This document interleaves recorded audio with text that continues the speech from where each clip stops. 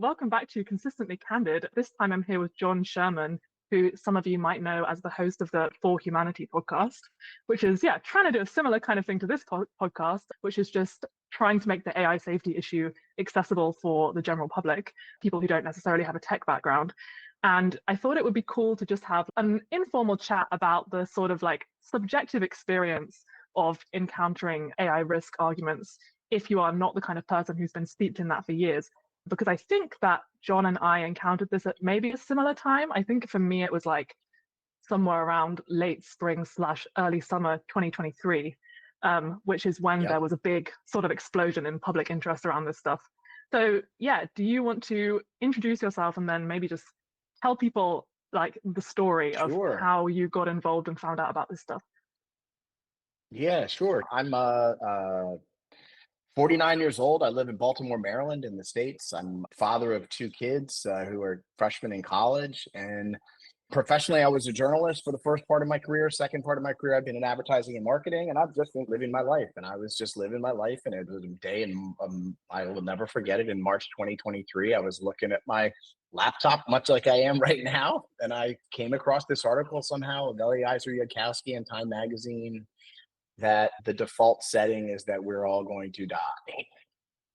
And I read it a bunch of times and I was like, no, what is this? Like, I've heard of AI, but what is this? So then you start doing the Google search, and then you get to quickly you find Max Tegmark, and you find Eliezer, and you find Connor Leahy, and you start watching these videos. And I think I was curious at first. I don't think I really wrapped my being around the gravity of the situation for a few months. And I was watching these videos and I was just taking notes. Like I wrote like a 25-page paper for nobody to myself that was just quote here, link here, this detective work I was doing that led me to the unavoidable place where I think you are too, which is you look at the experts on this side, you look at the non-expert, nothing on this side. And it's just overwhelmingly obvious that we're in a really bad place. So I wrote that paper. I sent it, shared the Google Doc with 8 or 10 of my,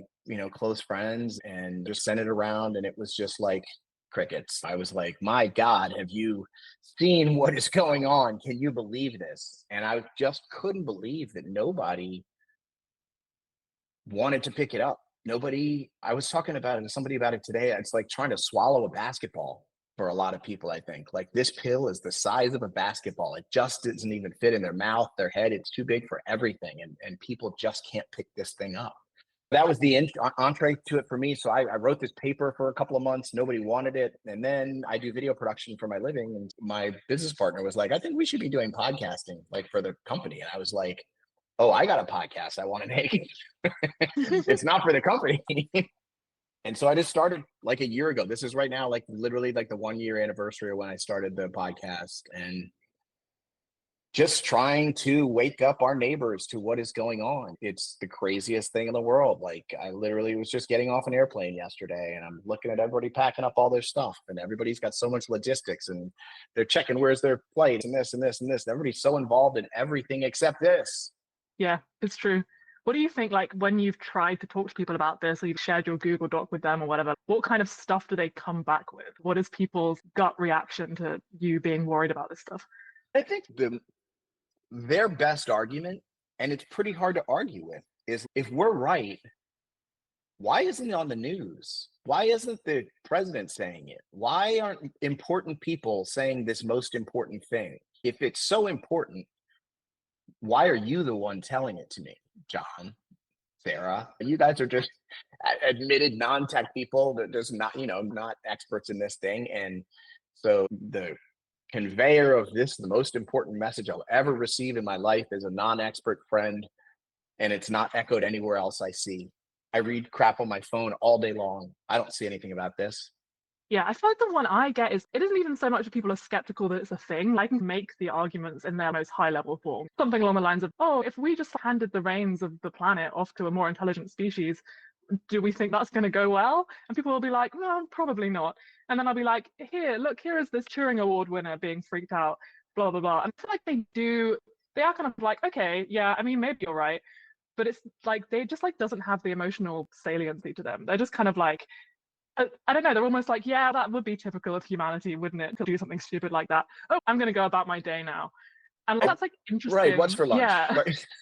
exactly. Like, I wonder what it is that, and I'm not even necessarily saying this in a way that's like critical, because I understand like it's hard to have, everyone has their own like everyday stuff going on. It's like hard to have the emotional bandwidth to deal with something like this. I don't think people are like obligated to internalize that, but like, I don't know if you Yeah. have any takes on what separates the kind of person who can hear about this, think it like maybe sounds compelling, but then just move on, versus the person who like once it's in their head, they're like, oh, I actually am like really fixated on this now. I like want to do something about this.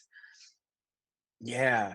So I am so frustrated and honestly pissed off by the way that the people who are promoting the doom of humanity have co-opted the term optimism, right? Like Hmm. they're the optimists somehow. They want to drive the car off the edge of the Grand Canyon.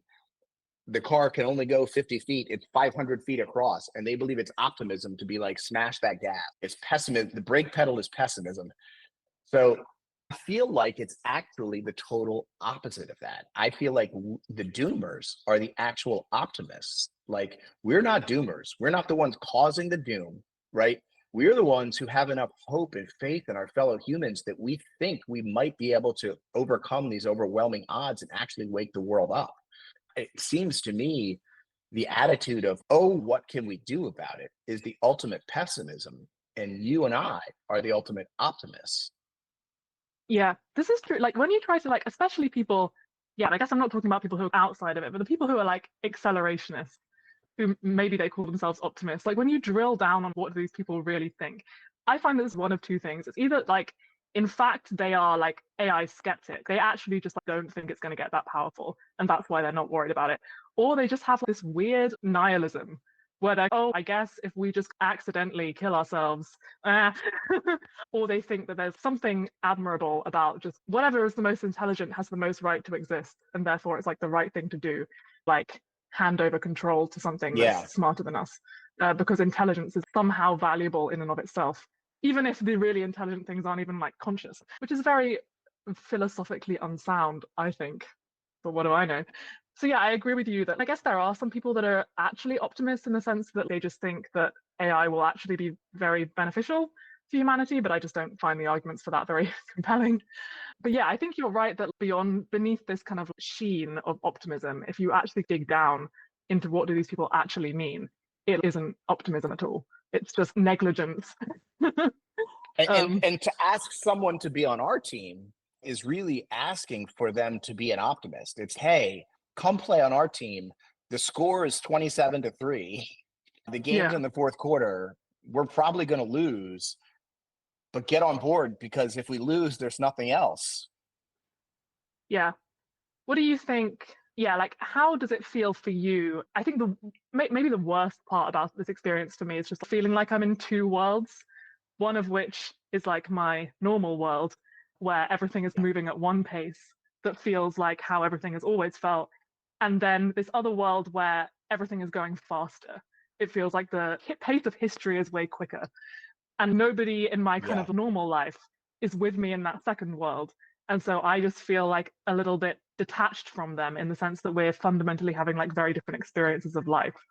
I don't know if you feel this way or Totally. if you have advice for other people that feel that way.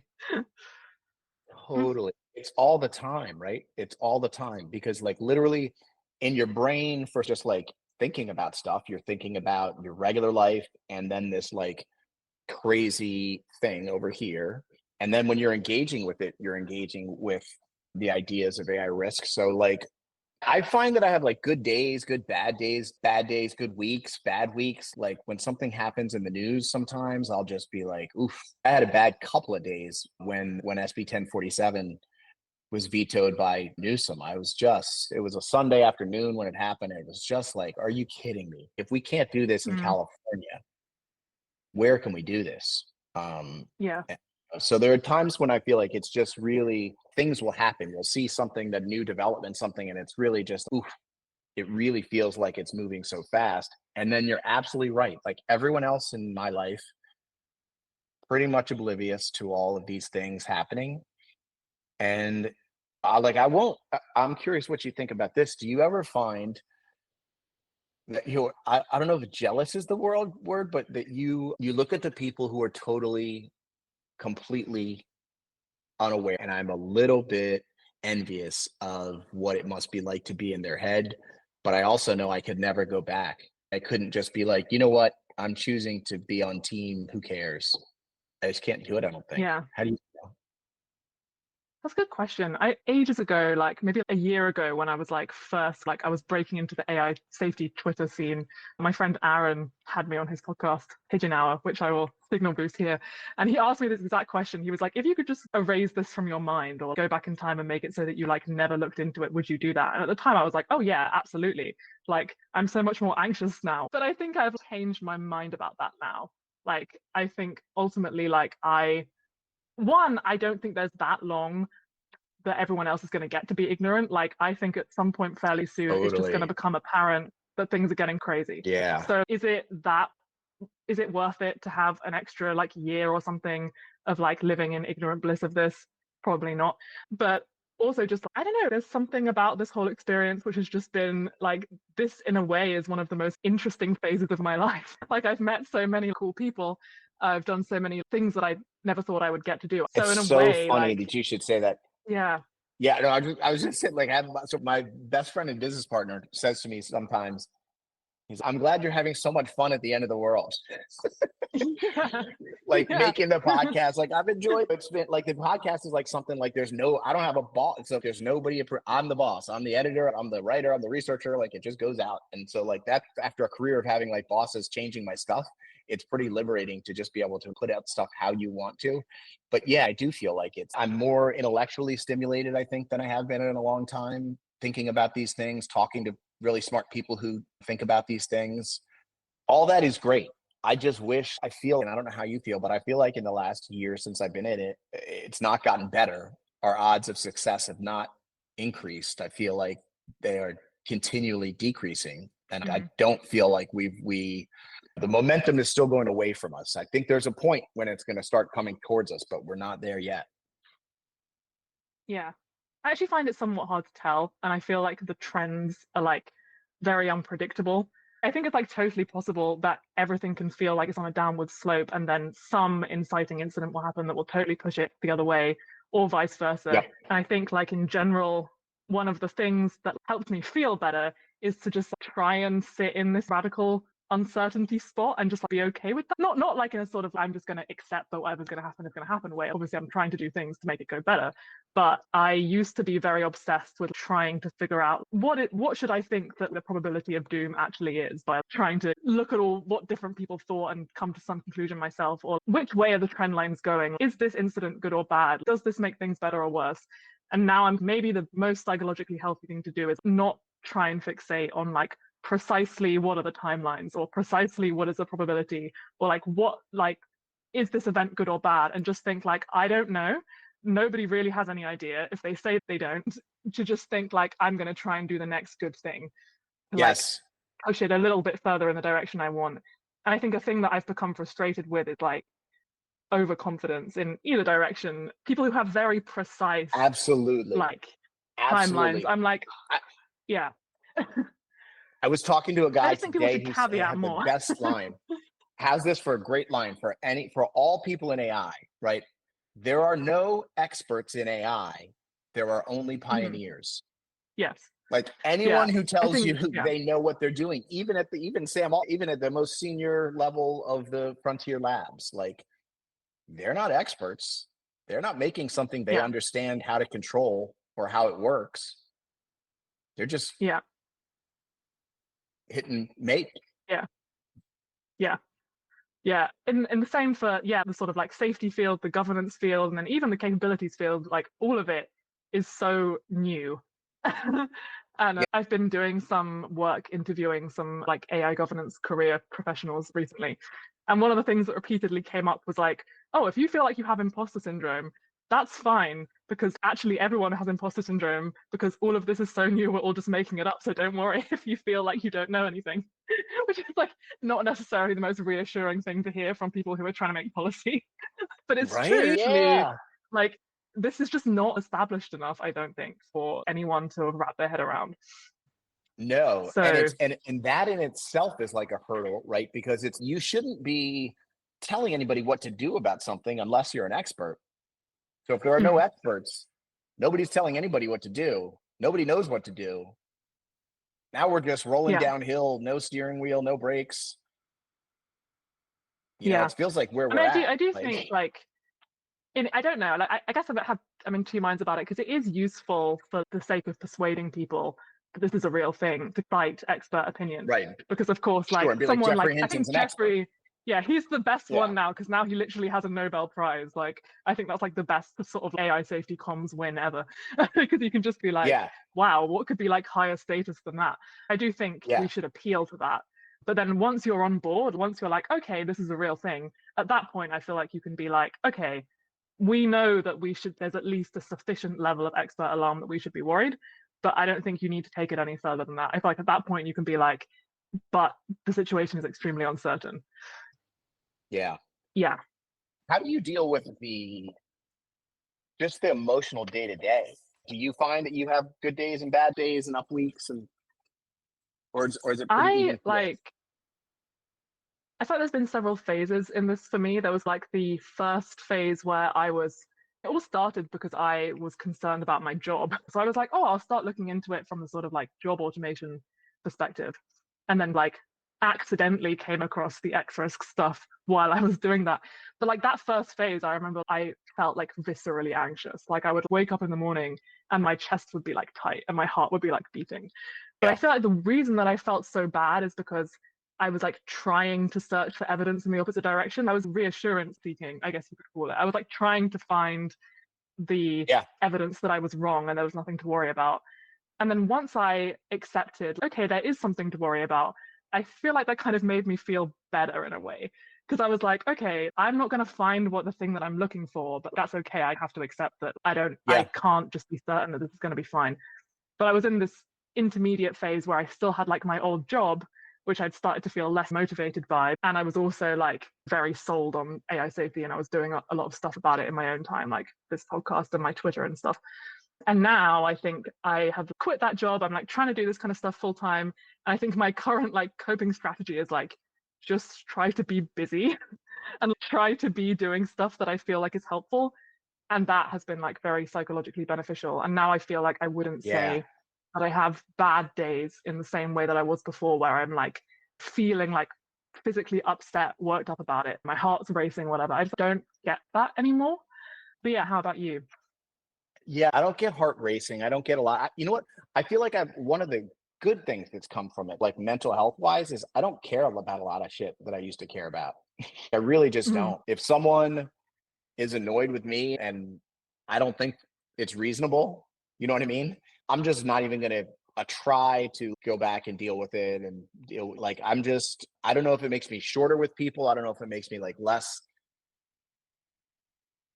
tolerant of people being people. I think I'm being the same on the surface of them. I think it just in my mind, I'm just like, what you're saying doesn't really matter on the scale of things that I'm thinking about anymore. So you can keep on saying it, but I'm really just not going to care. I don't know if yeah, I hope that's not horrible, but it's just that just I don't think it's horrible. the floor of the Where do you bullshit I think care about is good. where do you think the healthy kind of like place is there? Because obviously, like we all know that like people in general tend to get bogged down in stuff that like is so inconsequential, doesn't matter. We waste time being mad at people for nothing. Like we procrastinate, we do all of this Yeah, stuff. And anecdotally, it's always the case that people, when if they're like diagnosed with a terminal illness or something, they'll always say, "Oh, I suddenly realized what is important," or whatever. But at the same time, like you don't want to be like you don't want to take it too far. Like you don't want to like suddenly stop investing in stuff that used to be important to you, and you don't want to be like accidentally become callous or accidentally stop like investing emotional energy into things. So yeah, do you think you've found that middle ground, and like how what like where do you think it is and how can people find it? it's a little bit about flexibility and pliability. I feel like with your own sort of emotions, you've got to be able to look over the cliff of no more tomorrows for anybody. Look over it long. Think about it. Think about the idea that you and I could be in the last generation of humans. you think about the literal end. I don't know if you spend any time thinking about what in your brain the literal end could look like. I spend a decent, my darkest moments are like literally what would literally happen in my head. And, Like, how would it actually happen? how would it Yeah, actually happen? Yep. That's such a go-to question for like newcomers to this because I feel like it's a real weakness for us. Obviously, we can't say how the thing that's 1,000 times smarter than us that knows laws of physics that we don't know what it would do to us, right? That's the true answer. Is I have yeah, no clue what this thing could do. I could, as a dumb human, sit here and come up with some stuff. And then people are like, yeah. sure, will you come up with some stuff? You know that Do you know that, please. the chess argument when someone's how is this going to happen, and then the person that's trying to convince them will be like, you don't know how the chess grandmaster will beat you at chess, but you know that they're going to beat you, and that's like a good argument. It's a sound argument. It's coherent, but I feel like people find that so annoying. They're like, that's such a get out. Like, It um, is. I think It you're is. yeah. We should be putting more effort as a community into painting visceral scenarios that people actually find. And not that we want to go around terrifying everyone, but that people actually find plausible. Yeah. That's a great question right there. On the do we want to go around terrifying everyone? Uh, I mean, there My has to heart, be like, you think we should go around? Yeah, I don't know. I'm like, to I me, just it's like wonder. I think it's like something that I am trying to like fairly urgently figure out is what is the theory of change where everyone suddenly becomes really freaked out? If everybody became really freaked out, would that help? That seems like an open question. I think my intuition says yes, but there's some mine too. possibility that it just causes some kind of like bad policy to get rushed through that isn't actually the thing that we want, or it causes governments to do something which they think will placate the population and reassure them, but actually is like superficial and isn't a real solution. Mm, I don't know, like I don't know how engaged you are with the sort of like EA community, but I feel like they're very like they can be like a bit allergic to doing stuff because they're always considering like downside risk and oh like this right. thing seems like it's good on the surface, but I've come up with a really complicated reason why it might actually be bad. And I do find that Yeah. somewhat frustrating because I think people get very paralyzed and they're like, oh my God, let's not tell people about this because for some like reason that you guys haven't thought of, it's actually bad. And I feel like I want to be like that we should do some of that because this is a complicated issue and like it is easy to get it wrong. But like at the end of the day, I'm surely, even in principle, letting people know that something is on the horizon that is like very plausibly going to affect them is like the right thing to do. Like, surely it's not that Yeah. complicated, guys. Like, but I don't know. Then I doubt myself because somebody's written a really long EA forum post that's like, here's a reason why this is bad. And I'm like, oh my God, I don't know. This is really about organizing people, right? This is Yeah. organizing people is what we're trying to do. And when the stakes are really high and the urgency is really high, I don't think you can just be like, hi, we need you to move from point A to point B, please. It's like, Yeah. fucking move from point A to point B right now, or you're going to die, is a different Do message you than, think, hey, you're in point A. Would you consider point B? yeah.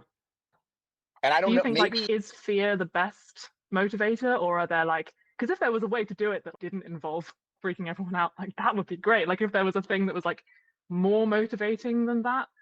Because some people say, oh, right. it's about you don't want to overwhelm people with the prophecies of doom. You want to tell them what the good future is and then make them want that and want to go towards that. That's another possible avenue. I feel like Mm, maybe it's about a combination of the two mm. things. Here's the thing we really don't want. Here's the thing we really do want. And maybe some 50-50 blend of that gets people moving in the right direction. But yeah, I don't really know. What do you I think? agree. I agree with that. I agree with that. I've been toying with messaging in my head that it's just like an overarching, we're not ready. We're not Yeah. ready. We're not ready for AI. Jobs. We're not ready to figure out what the world looks like where human labor is worthless. Like, we Mhm. haven't considered that financially. We haven't considered that socially. We haven't considered that emotionally. We don't know how to put money in people's bank accounts or to make them feel fulfilled after this thing that Yeah. is happening very soon. So it's even if you threw X risk out the window and it's 90% unemployment, human fulfillment equals question mark. those two things alone should be enough to get a lot of people hitting the brakes. Like, there's so much government that is centered on job creation, job protection, job training. A ton of the effort of the government goes into employment. So how this Hmm. like thing that's going to take away 90% of the jobs is just walking right along, no big deal, nobody's freaking out about it. Like, how is nobody freaking out about that thing alone? And I just think it gets to the sort of the constancy bias. I was just having a text debate with a good friend of mine from college about the American election, and I think it's going to be fine either way. And I was like, dude, I don't think it's going to be fine either way. In fact, I think it's going to be really bad both ways. And one way might buy us a little more time or the other. But no, what is this world where it's just going to be fine because it's always been fine? That's where we are as humans. Mm. We're very bad at learning the lesson that yesterday is different than today. And here's what it means. We're not good at that. Yeah, that's like absolutely true.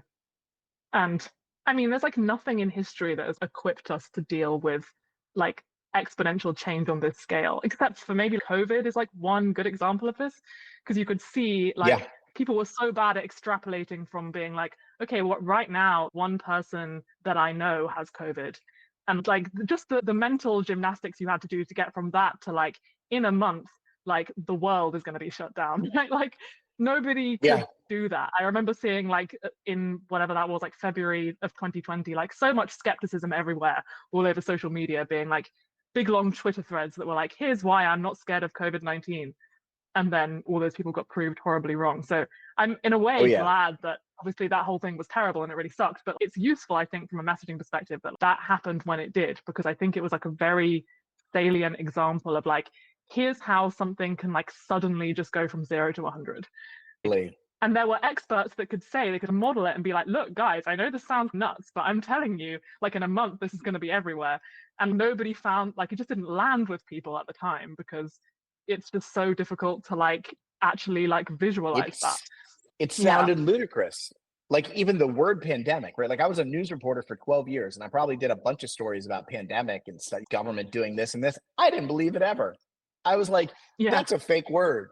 That's a word for Yeah. something that like happened in 1915 or whatever. Like I'm never going to have to engage with the word pandemic other than like at a press conference about some plan they're making for something that will never happen. And then boom, 2 weeks later, don't leave your house. Don't whole world changed. And yet I feel like we've already unlost that lesson. I don't feel like Yeah. humanity, like when I hear them say on the news, the once in a century pandemic. Really. That feels That's premature. Yeah. like, okay. Mhm. So I'm glad you guys have got that. Wow. They've really got it all figured out. Yeah, yeah, absolutely. It's everybody.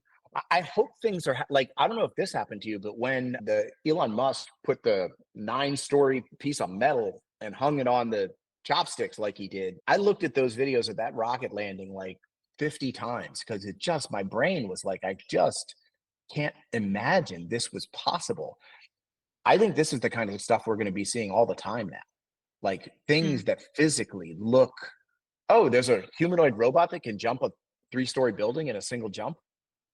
Okay, here's a video. Like we're just going to be seeing things that are like, how is that possible more?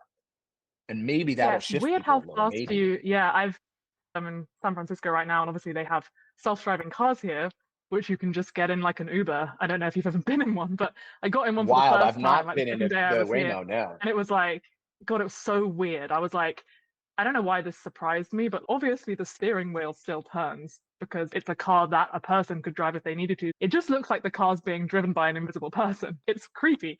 But the first time I was like, whoa, this is weird. The second time I was like, still kind of weird. And then by the third time I was like, yeah, this is just like, cars, they drive themselves.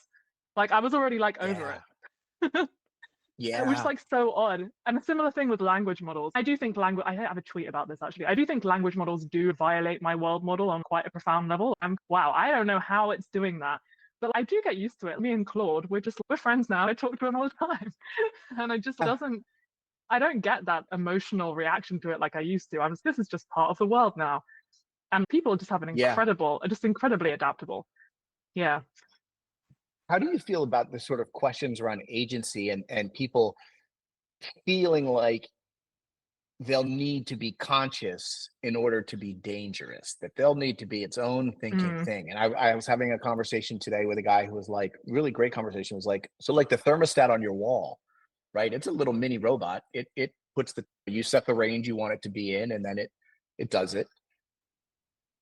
Would it matter if there was a little ghost in there doing it or not? If it was yeah. conscious and it knew that it had to get a 70 to 74-degree range in your house and it did it every time, who Yeah. cares? What if that does that Waymo car, if it was conscious or not, and it drove you off the bridge, you're still dead. I think this is probably like the fault of sci-fi, which is like programmed people to think that if the thing's dangerous, it's going to be because it like comes to life in some way. I think that viruses are a good analogy for this because viruses are like obviously not conscious, but in some sense they have a goal, which is like spreading from person to person. So I think that's a good analogy. You can be like, the flu is not conscious, but it is trying to do a thing and it's like optimizing for that thing, and that could like really screw us over. So I feel like that's a Yeah. good, but like, I guess even in a way, I'm like, it's good to be precise and whatever, but if you're trying to convince people, you can be like, fine, if you want to imagine that it's going to be conscious, then if that is what does it for you, and if that's the thing that gets you to take it seriously, then you can imagine it's going to be conscious if you want. Maybe that's Yeah. bad, If but that gets you you there, know, yeah.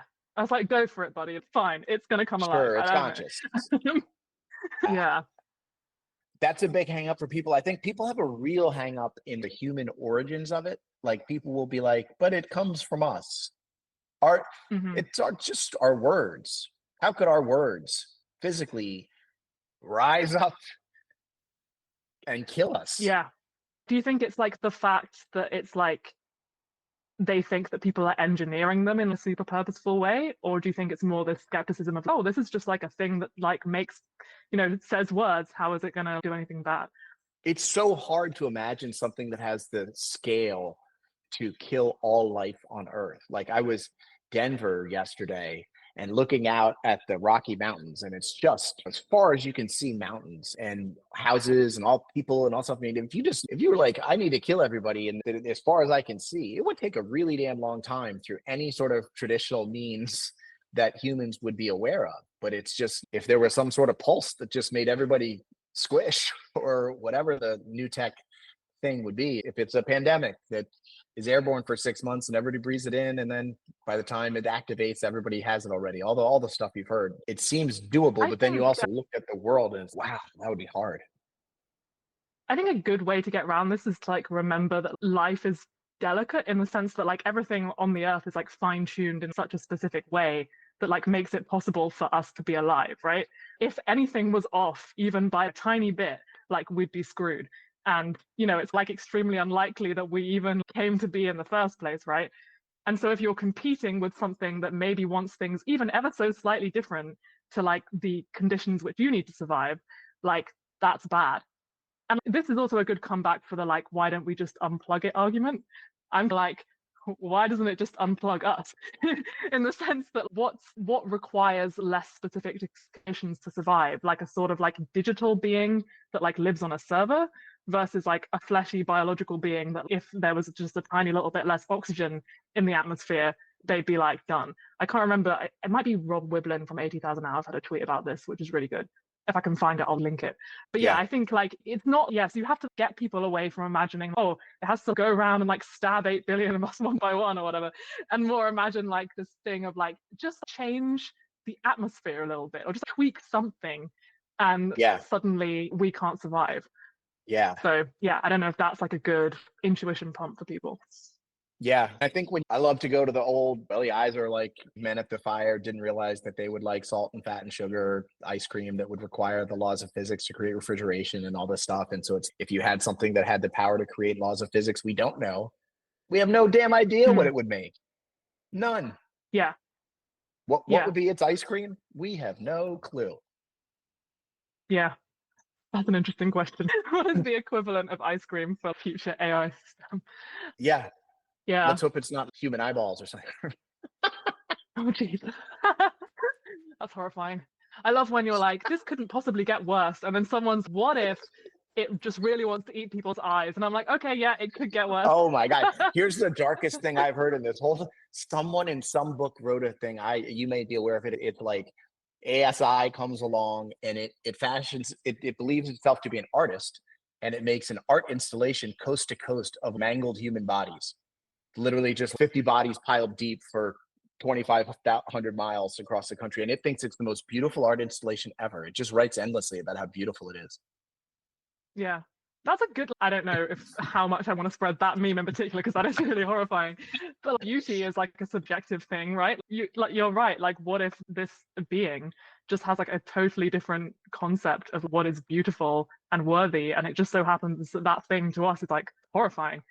There's no reason why Yeah. that couldn't be the case, because we just made up all of our values, unless you're like a moral realist or something and you think that they like exist somewhere, but I don't think they do. Yeah.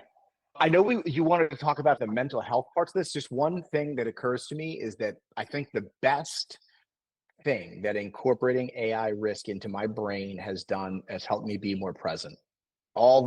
Any self-help book you would get would be like, oh, you just have to be more present. That's the key to like human happiness or something. I do feel a sense of relief at releasing my sense of expectation towards the future.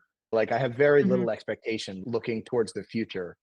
And it's almost like for someone in my point in life, like that, halfway through life, like I have a lot of planning that I should be doing about what the hell is going to go on in that time. And it's just freeing to be like, what if 15, 20 years from now, I am breathing oxygen on the earth. My family is here. I don't even know where I am. I'd be under a bridge. I would really just be so happy. I feel like just to still be here 20 years from now, but Mm-hmm. I'm not focused on a lot of the expectation things that people get hung up on that I think really lead to a lot of unhappiness. Yeah, I agree with that. I'm like, I feel like I've always been a little bit of a like myopic person. Is that the right word? I've never really been a planner. I've always been a bit of a, everything's going to work out. Like I've never really thought more than 6 months in advance, like basically ever. So maybe I haven't changed too much in this particular way. But, and I Yeah. do want to say, as a disclaimer, people should still make plans for long timelines just in case we're wrong about the short timelines, because you don't want to not have a retirement fund. And I don't want anyone emailing me in 20 years being like, I didn't save for retirement because I started listening to your podcast. So everyone, save for retirement. Cool. Now I'm off the hook. But yeah, I do think I feel like more present and more like more willing to do stuff. I feel like I used to be such a kind of like scared person, very shy, not a lot of self confidence. And something about this whole thing has really brought me out of myself. I Yeah. like never thought in a million years I could just like make a podcast and just like email people whose work I liked and be like, do you want to come have a conversation with me? I used to be so like low self-esteem, terrified of everyone. And now I'm just kind of like, well, why does it matter what people think of me really? And I also have a tweet about this too where I was like talking about how I thought I was on like a really good like self-improvement exponential, but it like just wasn't quite as fast as the AI improvement exponential, which is like disappointing because at some point I'm going to be like, oh, I almost peaked and then AI came in and crushed me. That's so annoying. But yeah, I don't know, I've discovered that I can just do stuff. I wish that I'd realized that earlier, that I could just do stuff, but now that I Do know you that, ever, that's a really cool realization. has anybody ever said this to you, and how do you react when they say, you think you can change the world? You can change the world, one person? Do I think I can? I do not think one person can change the world, probably, but I think that a coalition of motivated people can change the world. And I think this, at the moment, this is a very small coalition, and anyone else that we get on board is like going to make a. If you were thinking about, oh, how should I have the most impact in the world, you could go try and do something about climate change, but there are way more people already doing that, right? So just by like, just as a consequence of the fact that there are so few people in our corner, you Yeah. come over here, you're like already having a way bigger impact. So yeah, Yeah. I don't think any one person's ever going to do it, but I think you should join the team that's trying to do it, and like you are going to have, yeah, that's going to mean something. Yeah. I think we have to believe we can, like Yeah. we have got to believe we can change the world. And if you look at around at like everybody else who ever changed the world ever, not all of it was that impressive. Not all of it was that executed. Not all of it that was of that great important subject matter. Like on our Mhm. side, we have literally the single most important thing in the history of humanity, full stop. That should be something that I think would be an asset for us. Who knows? It's not going that great so far, but I'm hoping things are going to change. I don't know. Maybe we have the wrong because, like I was saying, like, yeah, we maybe we came into this similar kind of time. Like, I feel like if you are one of those people who've been worrying about this since 2005 or something, maybe you would feel way more optimistic just seeing key governments even say that there's an existential risk, even acknowledge that. I feel like maybe we don't have the best view of the overall trajectory because if I agree with you, it feels like if you've been in this for 18 months, you're like, oh my God, nothing's happening. Nobody cares. But actually, it is wild that like the UK government had a summit. And I agree with you that there's we don't know whether it's going to be enough, but that's cool, right? For it to Yep. go from this thing that like lived on a sort of weird niche online forum to a thing which like now suddenly people in actual positions of power are taking seriously. Like, I don't know. I think we should take something from that. Yeah, I do Yeah. agree. Here's one for me. I really just want to wake up the rich people of the world. Like the ultra wealthy could fix this problem. They have the most to lose. And yet I think that the constancy bias of that group may be outsized to other groups. When you know that you have enough in your bank accounts to literally pretty much ensure tomorrow's going to be a lot like today, unless something health wise happens to you, I feel like they're Mhm. even harder to accept this point that, like, I have achieved what I consider the ultimate success. I have everything I need for my family for multiple generations. And you're trying to tell me it's all going to fall apart? Mm. That's a good point, actually, because people who have a lot of money can be very paranoid about that money, right? Or can be, yeah, people who have a lot to lose, that can awaken some Yeah. kind of motivation in them. And I mean, I guess there are like Elon Musk is like a super rich guy who like cares about this issue, but I think like it's this collective action problem, right? Any one person finds themselves feeling powerless. So I guess we just need more of them to freak out I about it. mean, more of them to freak out about it. We need more of them to freak out about it. Elon is Yeah. such a crazy, he's got a 30% P doom. He wants to get us to Mars. And he didn't sleep at all in 2016 because he was worried about AI risk. Like, and also he has a frontier AI company now that's building frontier models. It is funny. This thing that's, oh my God, I'm so worried. Someone's going to build super intelligence and it's going to be bad. What do I do? Oh, I know. I'll build super intelligence and then it will be good. Who came up with just ridiculous. But yeah, that does seem to be how the ASI companies propagate. They just keep springing up Yeah. everywhere. Ilya Sutskever has one now. Everyone has one. You know what I would like to do? I would like to see some sort of a media academy formed, or like a media training effort where it's a 1 day seminar, half day, 2 hour Zoom, something like that, where we would just be like inviting reporters to come learn about stuff. Because I feel like a huge problem is, having been a reporter, unless you have a specialized beat, which a lot of people don't, so a lot of people, someone's going to be covering this government issue this day, and now it's this AI today, and then next day is taxes, and next day is snowstorm, and like so you never really have the time to become an expert in this stuff. And reporters really don't like to sound like they don't know what they're talking about. So they Mm. can't be experts. They don't want to sound like they don't know what they're talking about. That's a large part of why they're not talking about it. The Tarbell Fellowship is like this. I don't know if you've heard of it. It's like basically Mm-mm. gets people who are like people who want to be journalists, and then I think you have to do like a sort of AI safety slash governance kind of boot camp for a few months first, and then you go and get placed in, yeah, doing a journalism placement for a paper somewhere. Yeah. And I think, yeah, if people, maybe I should like signal boost that too. If people want to apply for that, I'm pretty sure they're opening up an application round soon. But it's Yeah. like I'm similar to here. what you're saying. It's if they don't have the knowledge to relate what's happening to their viewers and readers, which they don't, they're not going to do it, which they're not. So it's we're watching it play out. They don't have knowledge or confidence in these areas, and so they don't talk about it. And I feel like just a basic, like a 4 hour Zoom session could do it. Something where it's just here you play them, Eliezer and Hinton and Bengio, and tag mark and you just walk them through. I think that is really lacking because I think we could have a warning shot. I think we've had warning shots, and if the press is not trained to recognize it, it won't even matter. Yeah. I have been frustrated by the way that journalism has, I feel like, fumbled this a little bit. Not all of them. I've seen like some really good examples of people covering it, but I feel like a lot of it's either like new opinion pieces or like short like videos that you can watch on YouTube where it's like a reporter going around talking to people, and they all follow this format that's they're like, some people are super worried about AI, and then they'll talk to, I don't know, Stuart Right. Russell or something. They'll have a little clip of Eliezer in there. They'll be like, oh my god, and then they'll go, but not everyone is so concerned, and then they'll find a Jan LeCun or like someone who is an optimist.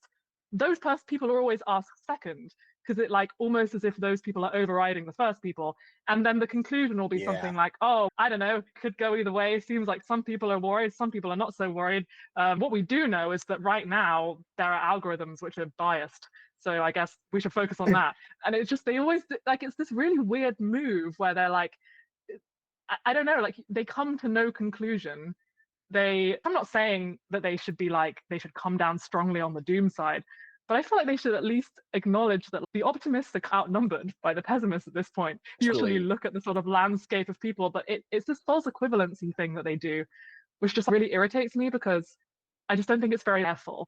I'm not saying if you want to go and write an opinion piece that makes it an argument for the optimistic side, do that if you actually have some arguments, right? But they don't, or not, at least not yeah. ones that I think are like good enough. So, No, and but it's like I don't want to say, yeah, journalism. When I first became a journalist when I was like 23 years old, you are not obligated to put equal amounts of both sides in your story, right? So if you're doing a yeah, story on climate change, you don't have where the science is 99 to 1, you're not like climate change, pros and cons, right? Honest yeah, reporting is like climate change. 99% of the scientists say cons, 1% of them say pros. yeah, End of story. You have to weight yeah, it. yeah. Because to the person watching that, they're like, oh, you interviewed one person who said it was bad, and then one person who said it was maybe not so bad, and that person isn't going to go away and check like how many people are actually in each court. They're just going to be like, oh, seems like an unresolved issue. Not to say it's not unresolved, but it's try and give a more holistic sense of where people are actually at with this. Yes, I agree. But I obviously want to say I have seen, it's not that I haven't seen good journalism on this, but I do see some stuff that I'm like, oh my God. It's either that or it's just like blind optimism, like total, just someone who knows nothing Oh about AI yeah. just writes an Yes. opinion piece that it's, oh, I actually think it's all going to be fine. And they write it in this very, they're good writers, Yes. very verbose, and they paint a wonderful picture of how great the future is going to be. And it's maybe for a second you can like indulge in the fantasy that they're like presenting, but they've said nothing. Like, they've made no argument, Yeah. and that just really, it just irks me. Yeah. No. Or you read an article and it's a whole article about AI, no mention of risk whatsoever. Yeah, Happens all the yeah. time. Just like, Like, no, it doesn't cite anything, any experts or any like actual arguments or technical facts or anything. It's just a nice essay. Yeah, annoying. Please yeah, stop doing that. annoying. Yeah, um, absolutely. yeah. I feel like I might have to wrap up soon, but Sure. yeah, this has been such a fun conversation. I have one final question, which is, Please. what do you think about compensating with humor when you're like worried about AI risk? It's a very random question, but I I feel like It's a this is great what question. I That's do. My Twitter is just basically making jokes about how the world is ending. And I must say, this is like fantastic for my well-being. Um, yeah, my most popular yeah. tweet is a picture of a conductor, like a musical conductor, cut in half, and then the word semiconductor. That is my most popular tweet. And I'm like, Shit. and sometimes I see that and I think, oh, I like, my most popular tweet should be one that's like actually trying to spread an important message. But in fact, my most popular ones are my like stupid jokes. But yeah, like, I do think that like of all the things, of all the coping mechanisms that I've employed to not be sad about this, like dumb jokes on Twitter is like the best one. But I don't know, is that okay? Is it okay to trivialize this? Is it okay to cope in that way? And this is a question I've never asked anyone before, but I Right. am It's a asking you now. great question. Here's what my gut says. As we fight for humanity's survival, let's use all the tools we have as humans. Yeah, Let's be angry. Let's laugh. Let's cry. Let's be indifferent. Let's use it all. The urgency is extreme. The hour is late. We need to use every tool on the table. And honestly, I will tell you this, if it's the last 5 minutes of don't look up and everything's on fire and we're going down, I hope to hell I'm laughing. I hope to hell we just go out laughing like, Jesus Christ, can you believe it? We fucked the whole thing up. Unbelievable. Here Yeah. we were the last humans, and here we go, and here comes the whatever, and away we go. That would be true to my nature. I think that would be true to human nature. So no, I don't think we can avoid using humor as a tool to make these arguments. I think humor is one of the things that breaks through a lot of the noise on the internet and in people's brains. And so I think humor might be the way to score some traction for some actual serious points. So I say use it all. And I'll go the other side of that. Let's use fear too.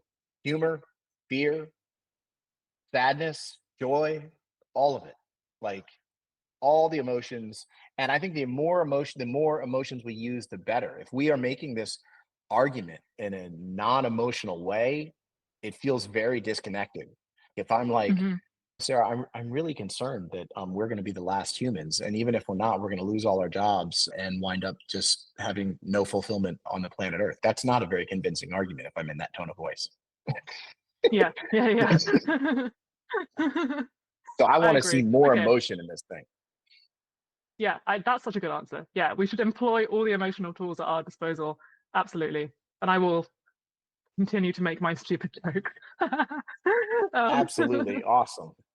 I mean, it's like an absurd situation. There's so much comedic potential because there is something like funny about it because it's just so completely stupid that like It's people are just building a thing that's like this dangerous and no one's even paying attention like that. That is funny when you think about it. Yeah, it really Yeah. is. I don't know if you got, I don't know, maybe this is an American game, but when you're little and you like you're playing with your friend and you take their arm and you start hitting them and you're like, why are you hitting yourself? Why are you hitting yourself? Why are you Yeah. hitting yourself? And you're Yeah. hitting them with their arm. That's exactly what we're doing. Like, yeah. Yeah, absolutely. Um, okay, cool. Yeah, I thought it was a good place to wrap up, but this has been such a fun conversation, a cathartic conversation too. I'm glad I found someone who's had some kind of similar experience to me in all of this weird situation we're all in. But yeah, everybody should go and listen to the For Humanity podcast, which I will link in the description. And yeah, Thank is you. there anywhere This was else such people a can pleasure. find you? Or yeah, this is fun. I'm Anything on else the people should look at? Twitter, the Twitter, the YouTube channel, on the other podcast stuff, but really YouTube and Twitter is where I'm really focusing most. Just out there, like you, Sarah, just trying to convince people one at a time and wake up this damn world. And I'm super appreciative that you're out there doing it too. I really love seeing the stuff you do. Yeah, thank you so much. Thanks for your time. Absolutely.